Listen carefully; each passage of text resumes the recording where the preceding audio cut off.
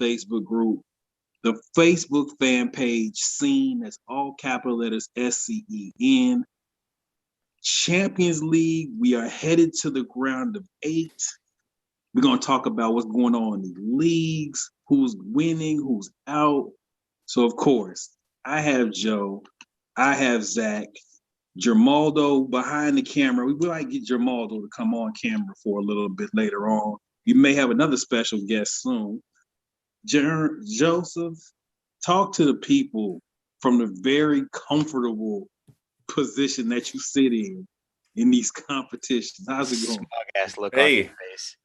I wasn't even trying to have one, so you just jumping in on me right off the bat, man. Heavy as the head that wears the crown. I'm saying, still alive in all 4 competitions. Handled business today against Mönchengladbach. They have been in a terrible run of form ever since their coach has decided that he's going to Dortmund at the end of the season.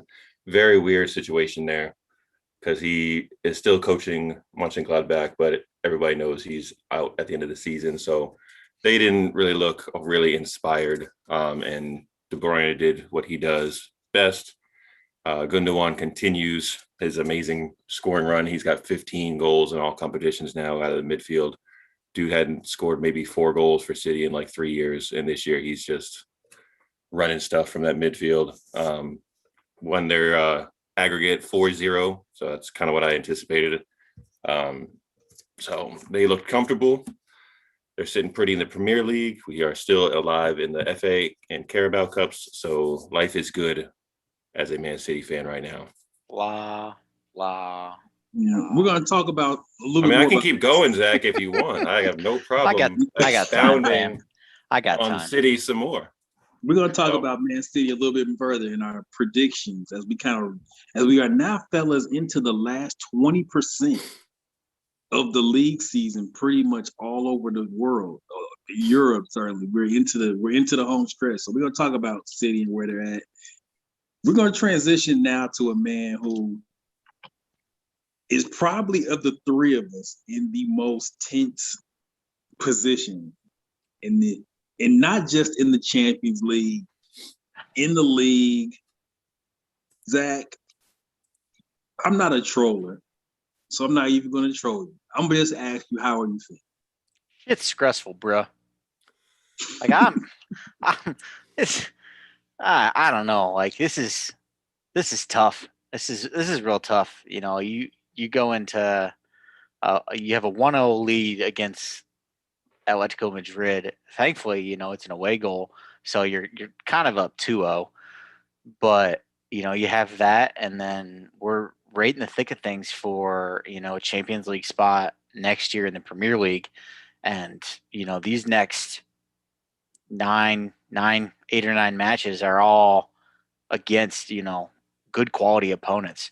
Chelsea has a pretty of the top 4, 5, 6 teams has a pretty favorable set of fixtures when it comes to, you know, that. But even that, you know, is not a given. I saw a stat today that made me cringe as a Chelsea fan.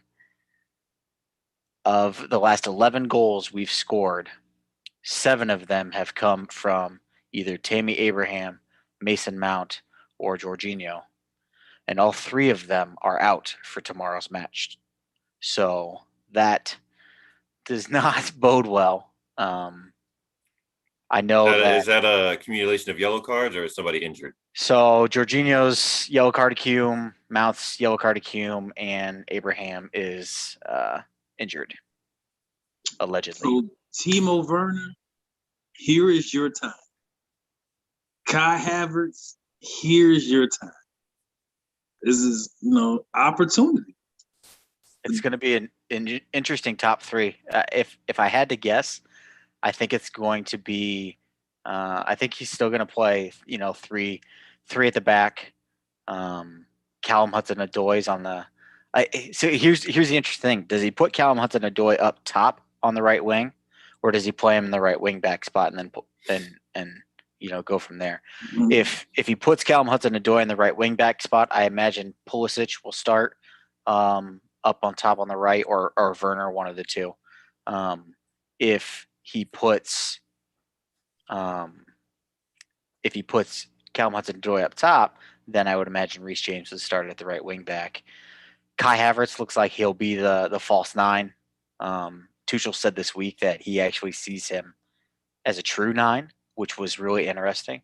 I wasn't expecting that. And Timo's going to start on the left because he's made it clear he wants nothing to do with that 9 position whatsoever. But yeah, it's going to be a tense 90 minutes for sure. I expect a lot of changes from Simeone. They have Kieran Trippier back, which will help shore up that defense, so he can afford to play 9 at the back instead of 10 at the back like he normally has. Are you guys playing in England, or are they moving it back because the City game got moved back to Budapest, I think, today? Last I heard, it was going to be played at Stamford Bridge. Yeah, it's at Stamford Bridge, which is muy bueno. Yes, that's helpful. So that's definitely going to be a plus. Even without fans, I would much rather play at Stamford Bridge. You don't have to travel, you don't have to lag. You get the familiarity. You have the staff, the full staff there. So yeah, to say the least, I'm nervous. And then you have the draw Friday, which is gonna just. I know if Chelsea advance, they're going to give us one of 3 teams. It's going to be one of 3 teams. It's going to be City, it's going to be Bayern, or it's going to be Barca. If we get anybody else, it's a divine miracle. Yeah, we definitely need to go through the draw. Matter of fact, let's do that now. So obviously we're waiting on. Well, Bayern has a very comfortable lead over Lazio, so we're not really too much worried about that. We go. Let's. I know Joe likes to troll Zach. I'm not a troll, so we're gonna put the good vibes in the air that Chelsea goes through. Who are the 8 teams, Joe, that are in the Champions League draw Friday? So, assuming that Chelsea holds to their lead currently, we are looking at Porto from Portugal, Dortmund. Is that where they're from? I continue. Forgive me. Before I was so rudely interrupted. Dortmund from Germany, PSG from France, Liverpool from England, Real Madrid from Spain, Man City from England, Bayern from Germany, and like we said, if Chelsea goes through, that's from England as well. So that's 3 English teams right there. Be a Spanish team, 2 German teams, a French team, and a Portuguese team. Now that we have gotten past the round of 16, there are no more restrictions on who can be drawn against who. So there's no seeding. There is no country restrictions. So they'll pretty much just put everybody's name in a hat and just start drawing names. That will be done bright and early Friday morning, 6 a.m. Eastern time. So if you feel like getting up early and checking it out, more power to you. I will be checking it out around 8:30 when I get up and get ready for work. I might go live. I might just do it. If you go live, I'll set my alarm early. How about that? Assuming that the gods grace us tomorrow. Good vibes. Good vibes. Good vibes. The still quarters and semis are still 2-legged aggregate scoring. April 6th and 7th is the first leg, and April 13th and 14th, the week right after that, are the second legs of the quarterfinals. They will also be doing the semifinal draw on Friday as well. So it turns out it's going to end up being just an 8-team bracket that we're going to see coming up Friday morning. So you'll know, if you advance, who your potential matchups will be. So it's bracket crazy on Friday. Friday is if you are a lover of brackets. So this is where we get. I mean, not that it's not been serious. Champions League quarterfinals, semifinals. For me, I mean, I enjoy the final like anybody else. But those 2 stages of the tournament, to me, are the most dramatic. Routinely the most dramatic are the quarters and the semifinals. Some of your most memorable moments in Champions League history are not necessarily in the final, but the quarters and the semi have routinely had dramatics. The Tottenham comeback against Ajax 3 years ago comes to mind in a Champions League semifinal. So I would say for our newly inducted, definitely tune in, check it out. Some of our newly inducted folks have teams in that draw. Trav's Liverpool team is in. Jerry's Dortmund team is in. So for some of our newly inducted folks, you'll be right there in the mix. United's not there. United is not there. United is with me in the NIT of Europe, aka the Europa League, which also will happen on Friday. The draw for the Europa League quarters is Friday as well.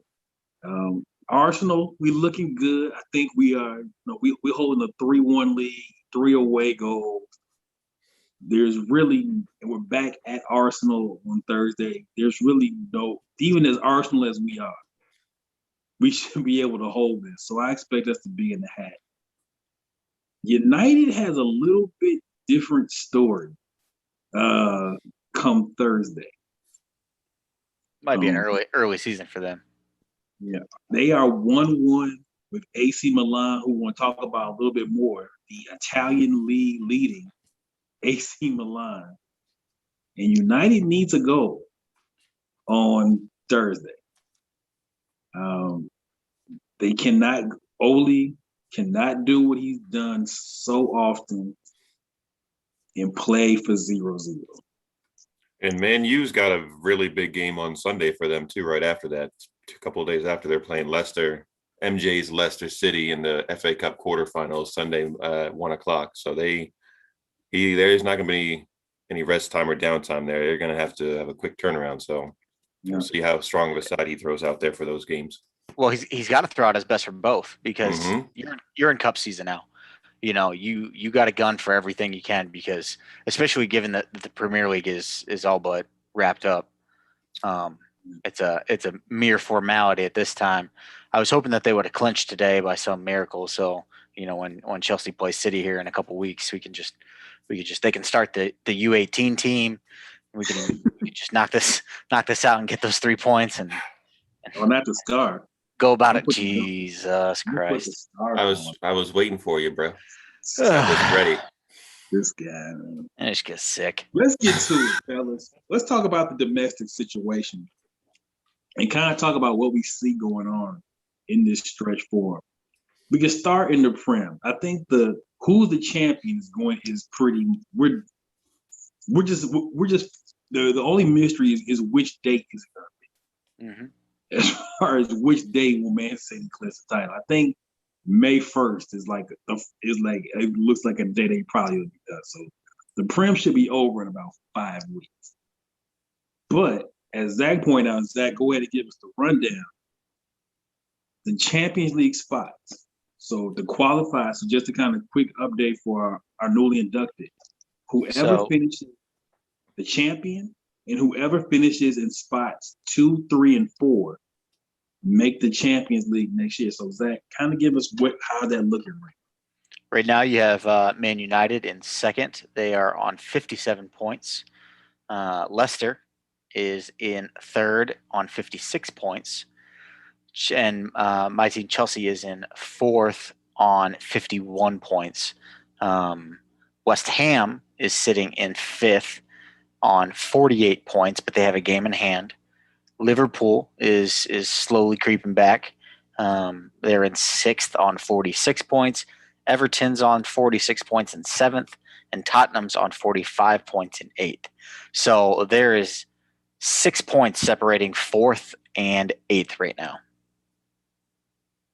And that fifth spot is a qualifier for the Champions League. So the fifth, is that Europa. right? Europa. It's an automatic qualifier to the Europa. Right. Europa League group stage. Okay, yeah.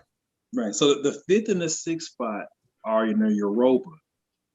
And I think, and if I remember this from last year, because this is actually how we got in the Europa. I think if you're 7th or 8th, and you win the FA Cup, you get in the Europa League. You get into the qualifiers, so you have to play matches to get into the group stages.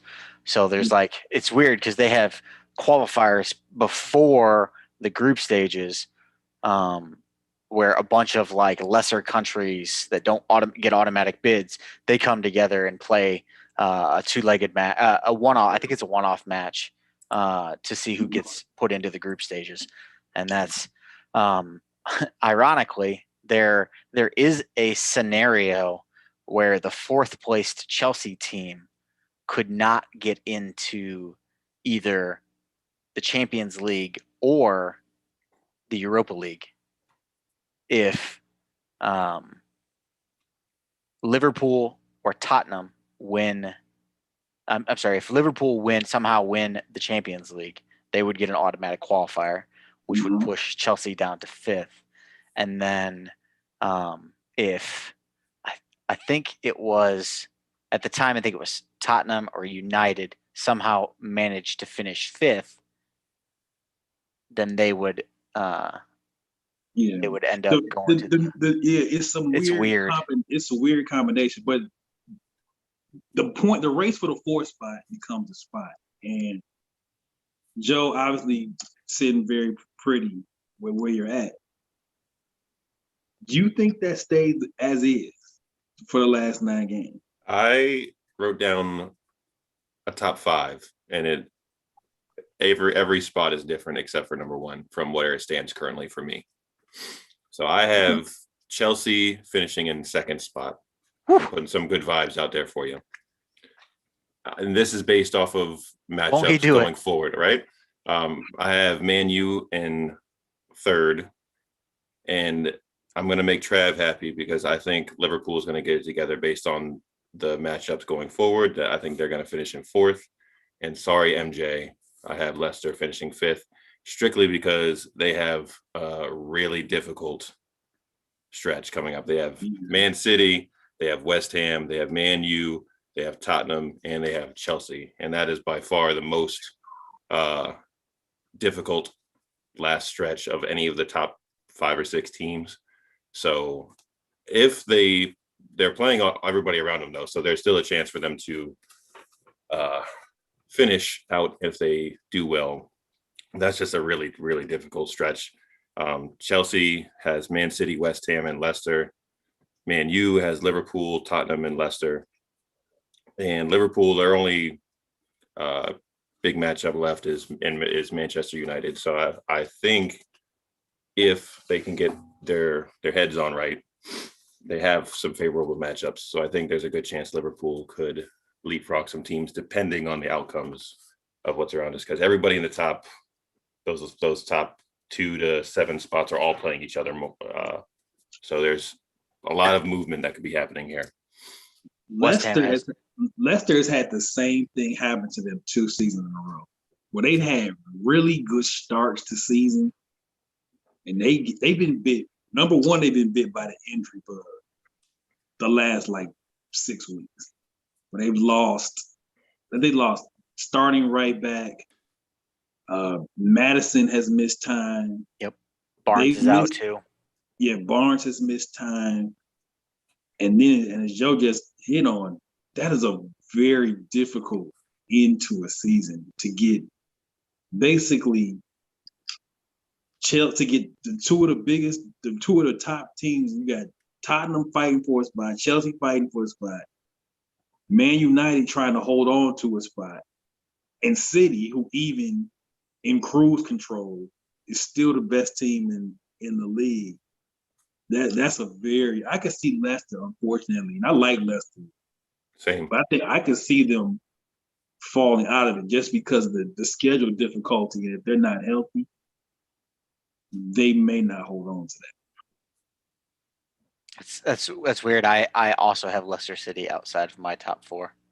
I have them sitting in 5th. I have them in the Europa League. Same. I still have, as much as it pains me to say, I still have United in 2nd. I have Chelsea in 3rd. My 4th team, you ready for it? Everton. I was gonna say, was it your sleeper squad from the beginning of the season? They're on good form, and their remaining matchups: Palace, Brighton. They have Tottenham at home. They have Arsenal away, Villa, West Ham, Sheffield, Wolves, and then City to close out the year. But that's going to be no one's playing that game.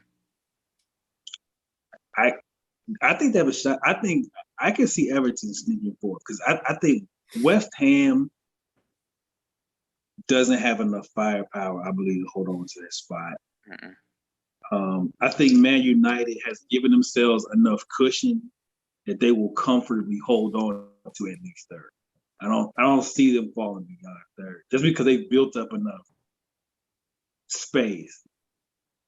So it'll be interesting, even though again the champion is decided, but the last 8 weeks, the races for the last 4 spots vary, the 2, 3, 4 spots, and then to see how teams do with Europa and the Champions League. Because if 3 teams end up going through the Champions League, and then Arsenal goes through, Manchester United goes through in the Europa, there's so much to balance in these last 8 weeks. It'll be very interesting.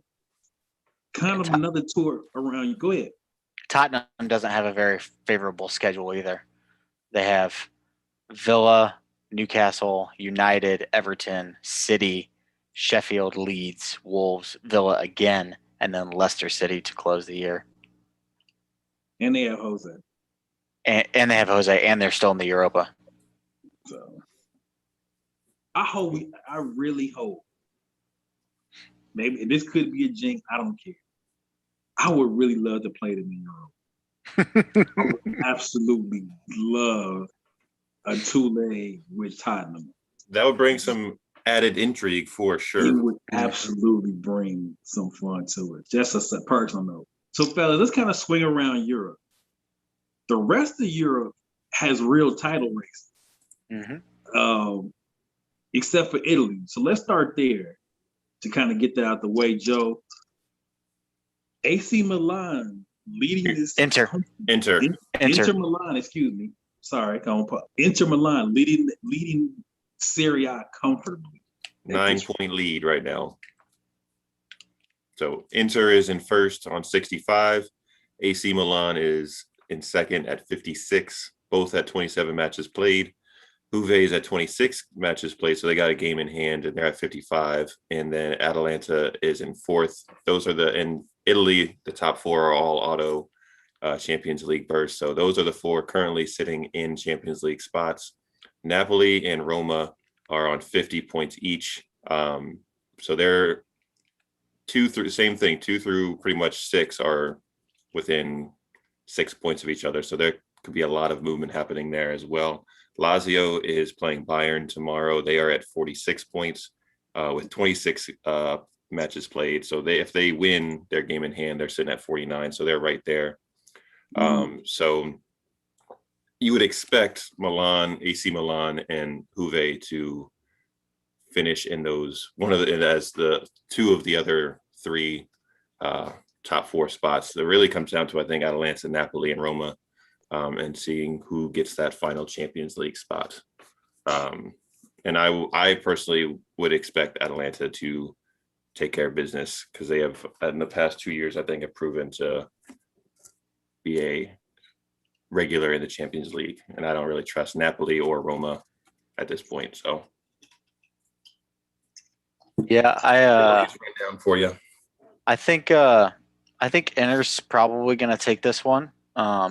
Although give me Juve for a late push. They got a bunch of 6-point matches coming up. They play Atalanta twice. They play both Milan clubs. So I mean those are all 6-point matches, which can really help. And Juve's got a game in hand, and they're only a point behind second place. They've only lost 3 matches all year, which, Inter Milan's only lost 2. So the difference isn't really much. They're both on great form. So I give me Inter to win, with Juve making it close late. I'm going to be interested to see how Juve closes the year out. Obviously, you have the major disappointment of getting knocked out of the Champions League at the round of 16, which is a huge disappointment. You can't win the Serie A. We've heard the rumblings are already started about the exit of Cristiano at the end of the year. I want to see how can they get themselves motivated to get second or to stay in the Champions League spot. And go ahead. I was just saying this will be the. I think I don't have the spreadsheet up that I made earlier, but I think Juve's like won the damn league like 10 years in a row or something stupid like that. I think it was 9. 9. This was supposed to be. This 10. would have been 10. Yeah. I guess that's stupid. Yeah. So you're talking about a team who is not used to being in the position that they're in. And what type, they have a veterans team, but you have veteran, but this is new. Not winning a league is new. Getting knocked out of the Champions League wasn't supposed to happen. How do they respond from that? We're gonna find out. I think it's great that Inter Milan and AC Milan are back. Love it. In the top 2 spots. That's great for Italian soccer and for world soccer on a club level. It's great to have those 2 historic clubs with so much history being really relevant again. So that's Champions League. It would have been nice to see them progress a little bit farther, but they should both still be there for next year. And I think it's fantastic that they are doing big things again. Now, over to Germany, it's not quite been the Bayern Invitational like we thought it was going to be. Joe, what's going on in Germany? Where we stand?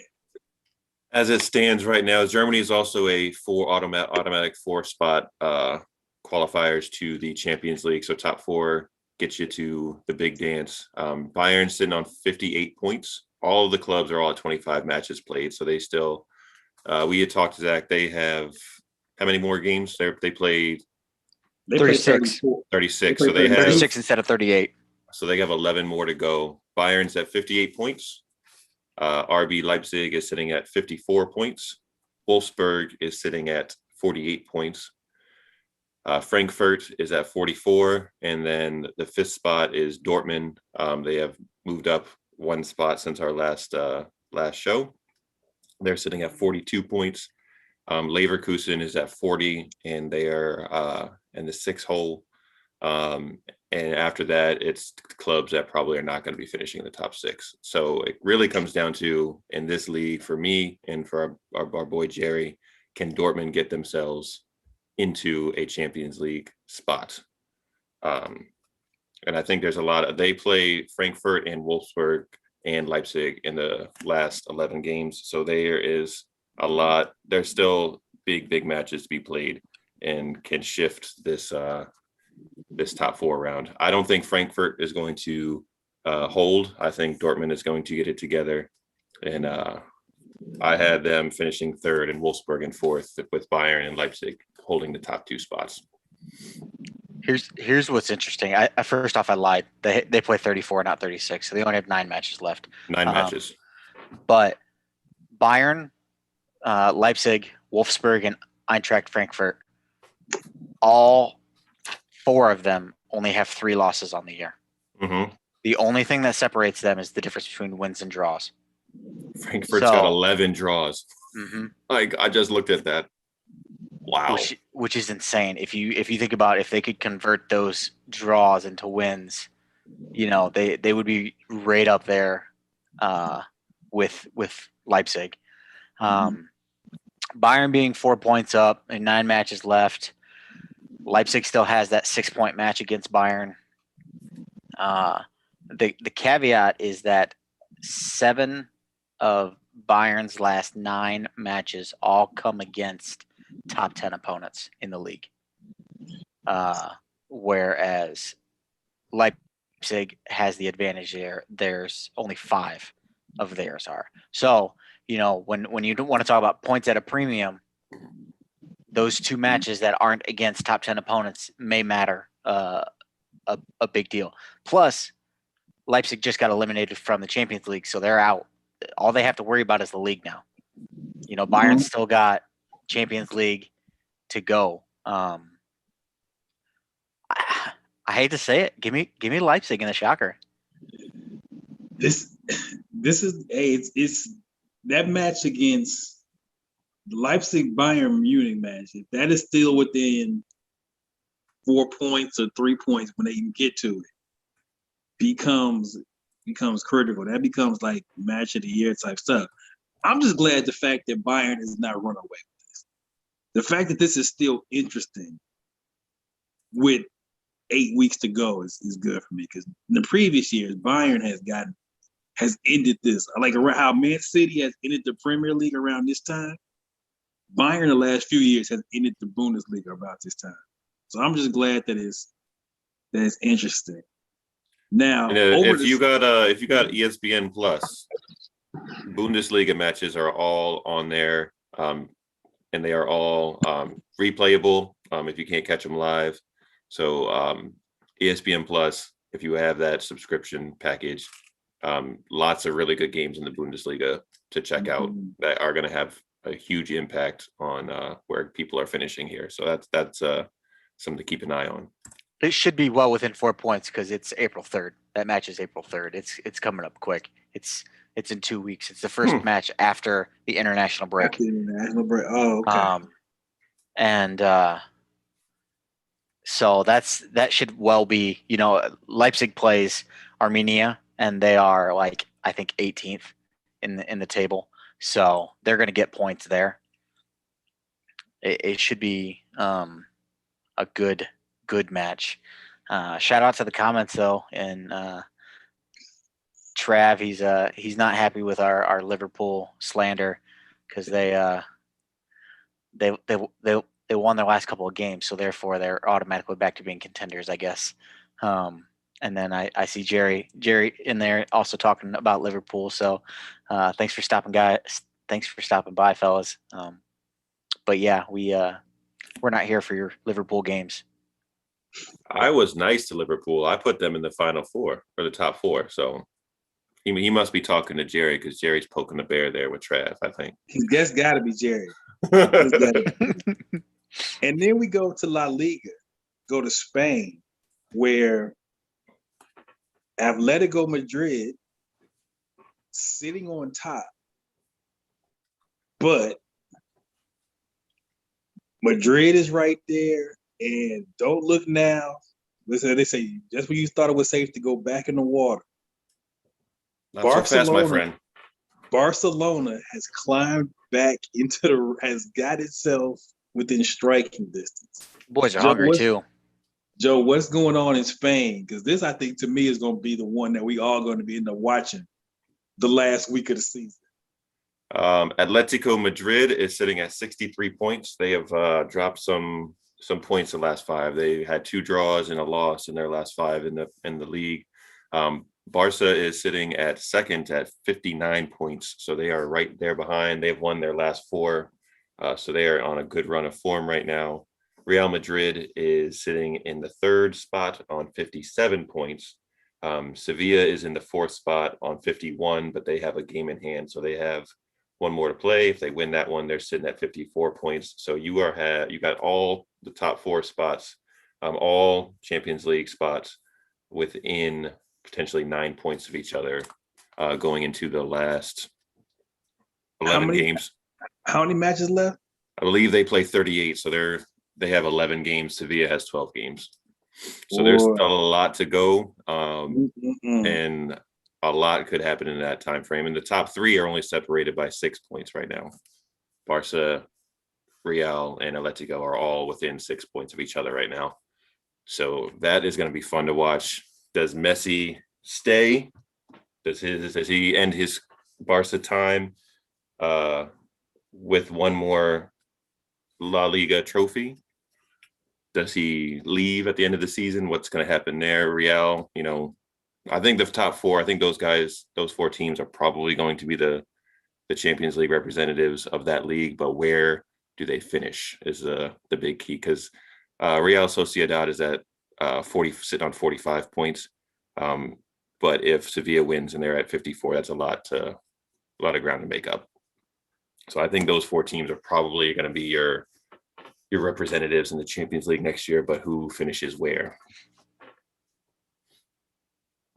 And there was a rumor, and then going around with Barca, that they have some form of agreement with my guy, Sergio Aguero, already to come to play with his boy Messi. It is not confirmed from any other source. I saw it on the rumor mill on ESPN and the English papers and all that stuff over there, that they have an agreement with him. I don't buy it quite yet. I will believe it when I see it. But there is rumors out there that Barca has come to a contract agreement with Sergio Aguero on a free transfer. But I was wondering if you were going to bring it up, because I was. I definitely was. I'm equal opportunity here. I'm not going to just ignore something because it's my boy. I feel you. So like I said, I'm not down with it right yet. I need to see it reported other places before I'm. Regardless, whatever happens with him, he will be Man City blue through and through forever, and that's my guy forever. So I'm gonna give you guys a date. December 5th. December 5th is the last time that Barcelona lost a league match. 3 months and change ago, huh? Yeah, they've lost a couple cup matches, and obviously they've been eliminated from the Champions League. But you want to talk about good form? They are on fire. I don't think this one's going to be close. I think Barcelona is going to keep just plugging away, and they're going to walk away with this. Somehow, Koeman's going to be the savior of Barcelona. They're going to magically find $300 billion, and they're going to not be in debt anymore, and all's going to be well, and they'll just sign a bunch of players, and Barca will be Barca. If you're at Atletico Madrid, you're driving the car. They say objects in the mirror are closer than they appear. There is a red and blue striped car that is on your tail, being driven by Lionel Messi, and I don't know if they run away with it, Zach. I'll tell you what. If we get to the last 3 weeks and this is tied, Barcelona will win the win.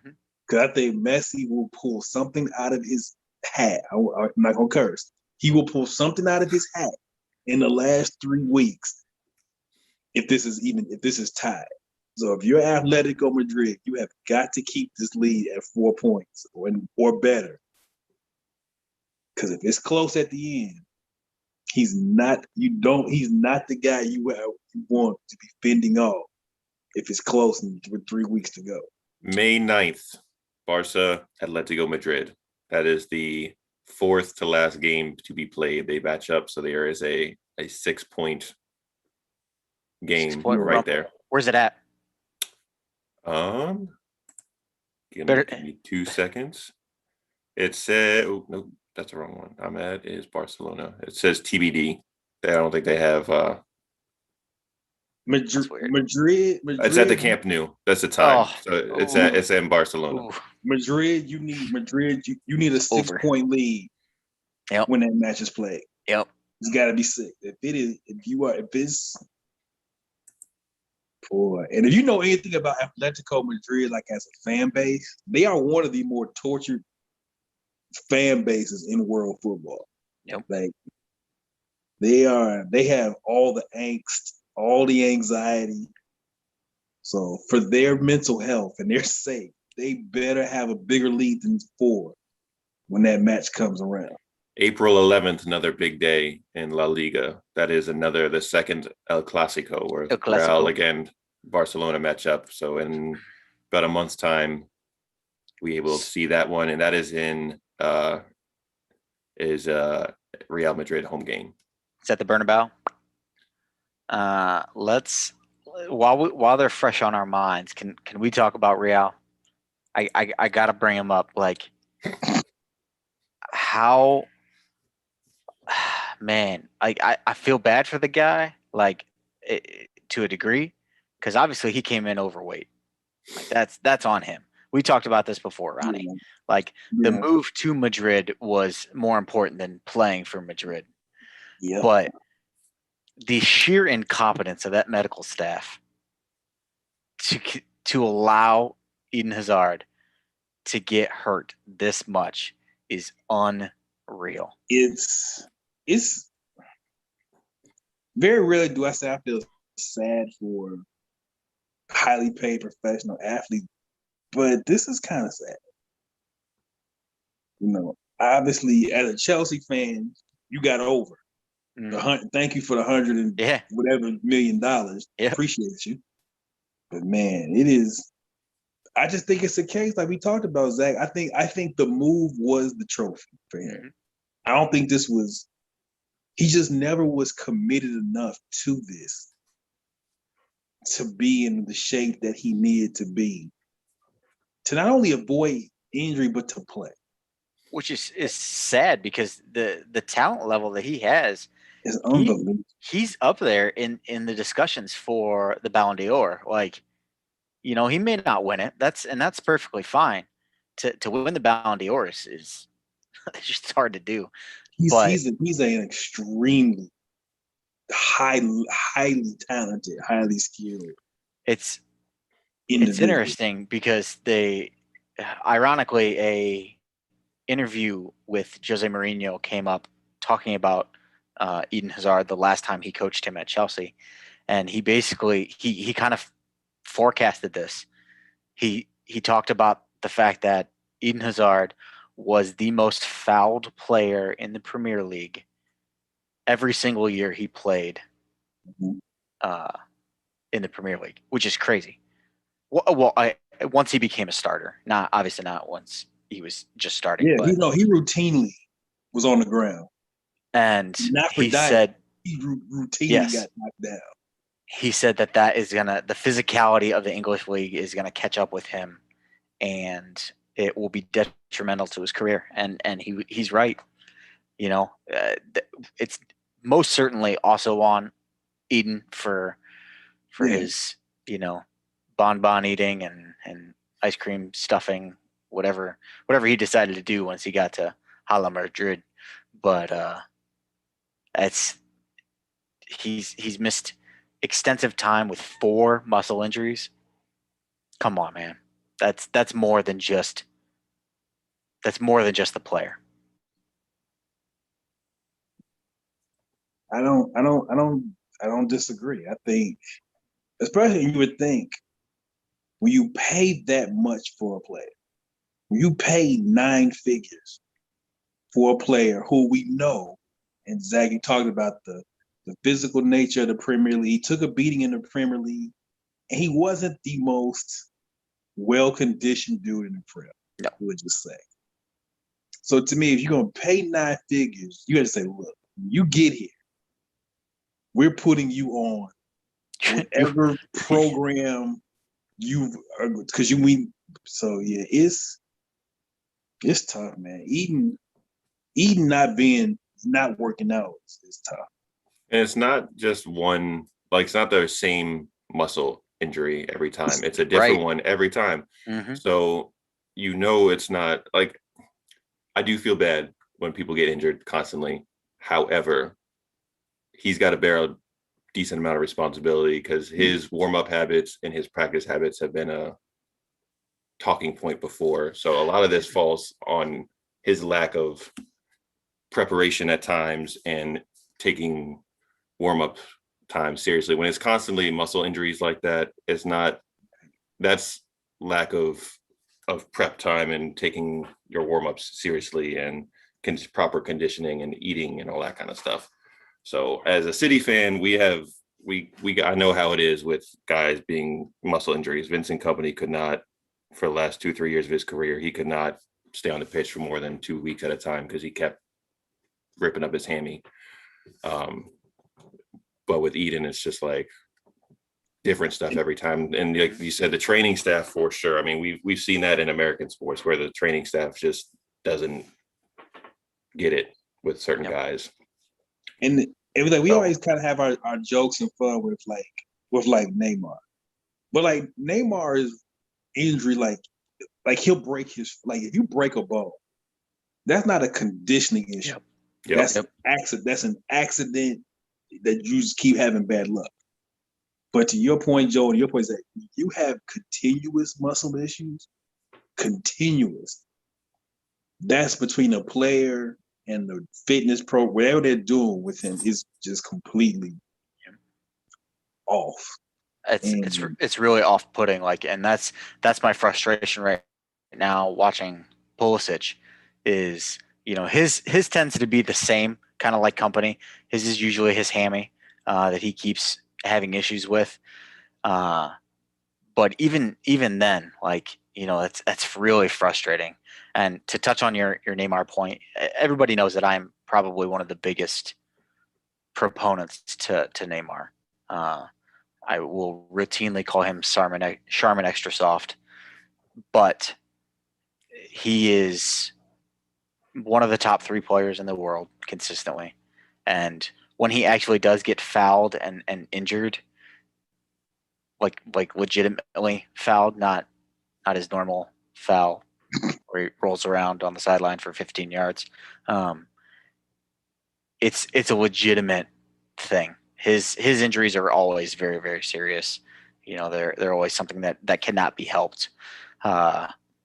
And you know, the most recent injury with him missing Barca, that was just the funny thing for me was just the sheer irony that the man left Barca and always seems to get hurt right around the time to play Barca.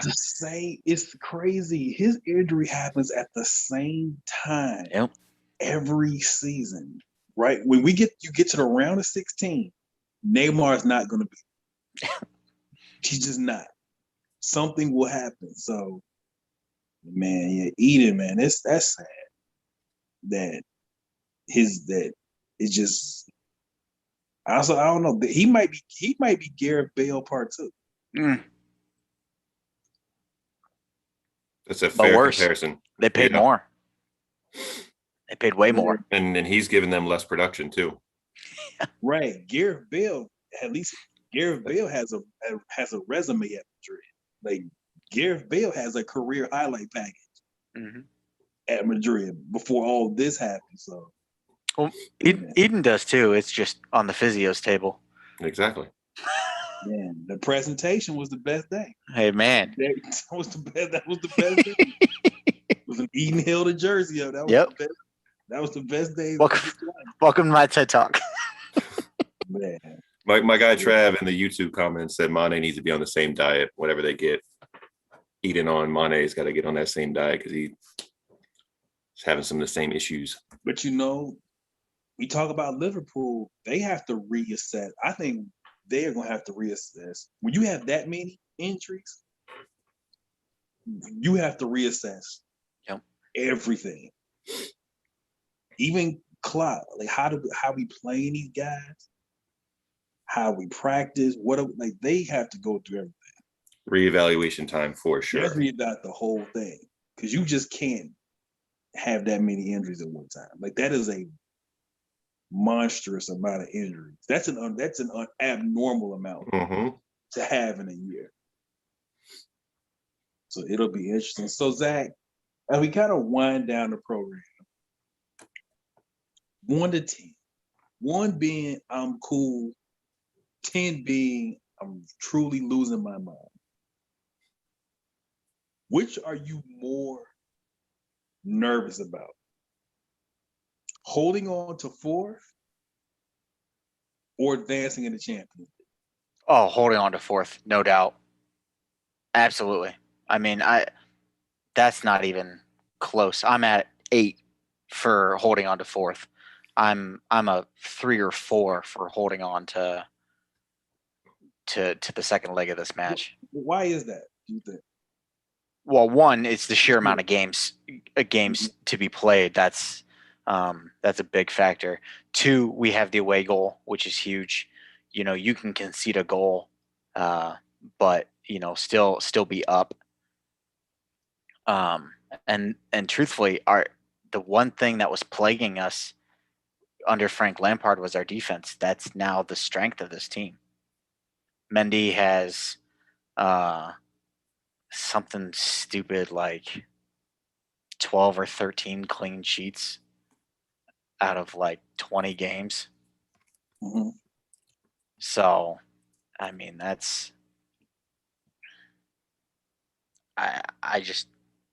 I'm really nervous about finishing out this Premier League season. Now, Joe, you're probably like -6 on that same scale when it comes to the league. So I'm not even going to ask you about that. I am going to ask you about the Champions League, because I think, like any cup competition, the further you get into this, the closer you get to the finish line. It's like, you play in the group stage, it's a little bit of a drag. I know certainly for me, round of 32 of Europa, super drag. But once you get to like the quarters, now it's like, something? It's right there. And Juventus is gone. Barcelona's gone. I mean, some tough teams left, but Joe, I know the Champions League has been ever since I've known you, and stoppage time has been over. I know this has been the thing. 1 to 10. Does it depend on the draw Friday with how you feel about this, or does that not matter? The draw, I think, does. I'm comfortable with pretty much everybody. I really hope that they don't put City and Bayern together right off the bat, because I think they're the two favorites for the competition. Do it. So I would really be ticked. Hey, Joe, I would tell you this. We all know UEFA. That's not gonna happen. True. But they also hate City, so it's not going to surprise me to give us like a really a draw, random draw, and give us one of the hardest teams. So this is where we've been knocked out of the competition the past 3 seasons. So I even with how well that they have been playing over the past 4 months, based on past let's call them trauma triggers of losing in the Champions League at this stage, I'm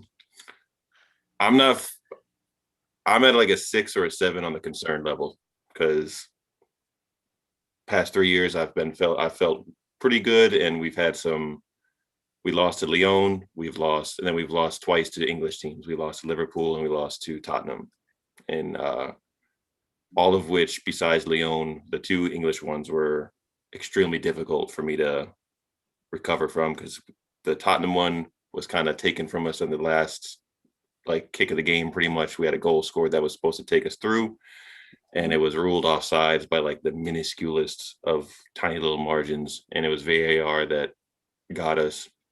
The Liverpool one was just bananas,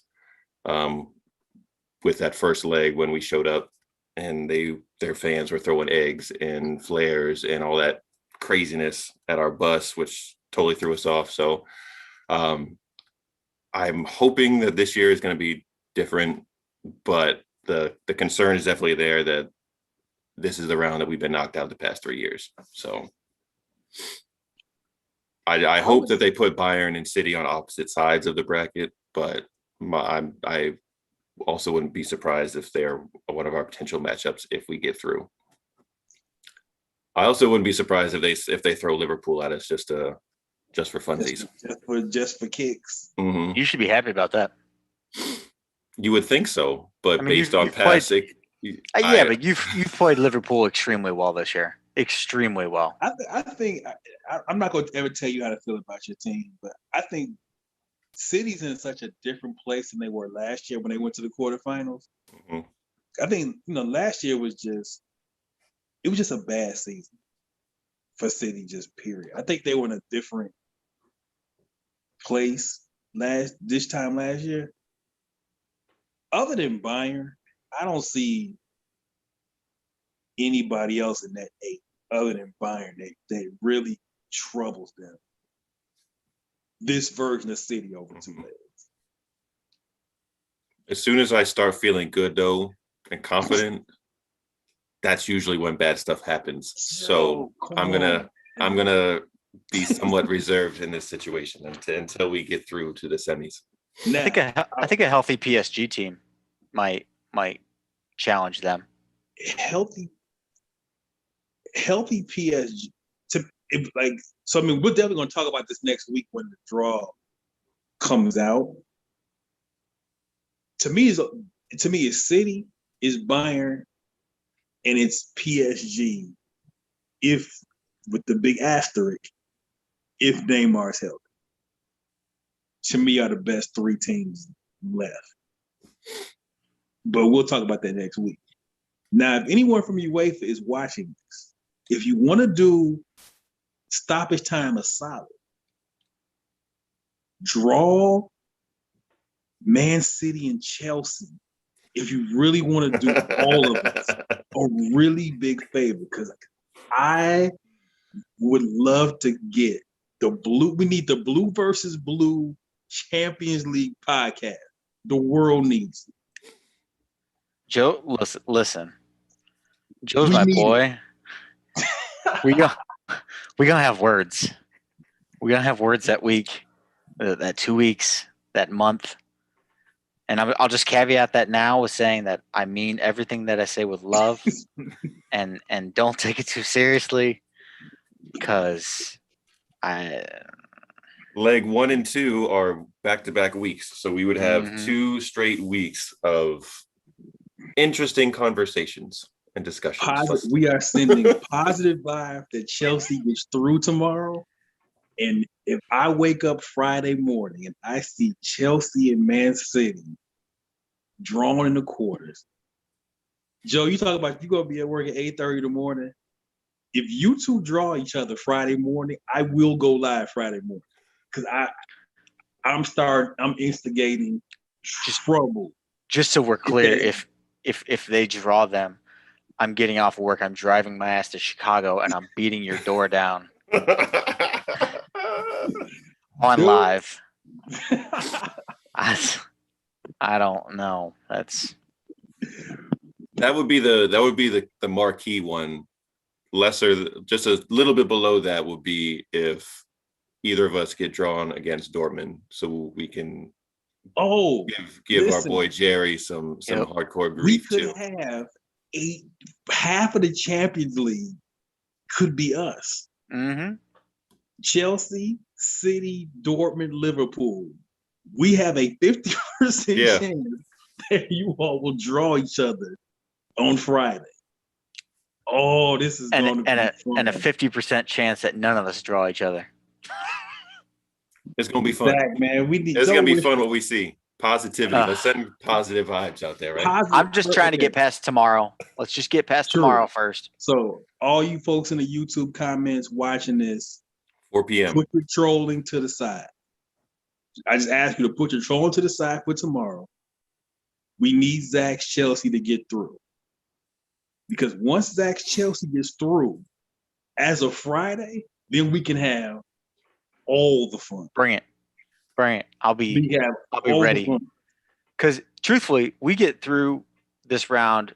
Jesus Christ. We're playing on house money. You know, we get to the Elite Eight. We're playing on house money. That we're way past where we should have been. You know, by many standards, we're on our second manager. Although not so fast, my friend. If memory serves me correct, the last time Chelsea were in the Champions League and replaced a sub-manager mid-season, they might have won that one. 2012, our manager replacement worked out very well. You should speak that shit into existence right now. Just say it worked out well. So you're underwater, Ronnie. Okay, hold on. Let me get back. Can you hear me now? Still kind of. We can hear you okay. It just we sounds can hear you. Okay, let's go back to that. So next Tuesday, it's gonna be a really fun show. Next Tuesday, we are gonna have the Champions League quarterfinal and semifinal draw. So Jerry and Trav, if you are still in the comments, They are. still watching, you all have an appointment with Stoppage Time FC. Yep. I think next week they both need to be on the show, regardless. And I want to preview all of them. The show All the may be a matchups. little bit longer, Yeah, a little bit longer than absolutely. normal. But I want to preview all of them. I want to kind of dive into them. And if we have to do it over two episodes, to cover it properly, we will. We are But going full boat Champions League next Tuesday night. Jerry, you need to be here. Trav, you need to be here. And even some of we have some Madrid fans in Stoppage Time FC. Yeah. If there are any Madrid fans in Stoppage Time FC, we're gonna put the call out for them too. If you have a team in the final eight next week, you need to be online. Next Tuesday. Open invite. Open invite. ish. So, with that being said, remember, Stoppage Time FC is the Facebook group. Stoppage Time FC is the Twitter. The Scene, THE.SCEN on Instagram. SCEN_THE on Twitter. SCEN, all capital letters, Facebook fan page. Next Tuesday, the Champions League Bonanza. The open invite is out there. Ron, it's Zach, it's Joe. Positive vibes for Chelsea. And then we have all the fun on Friday. Stoppage Time FC, signing out. Keep the blue flag flying high.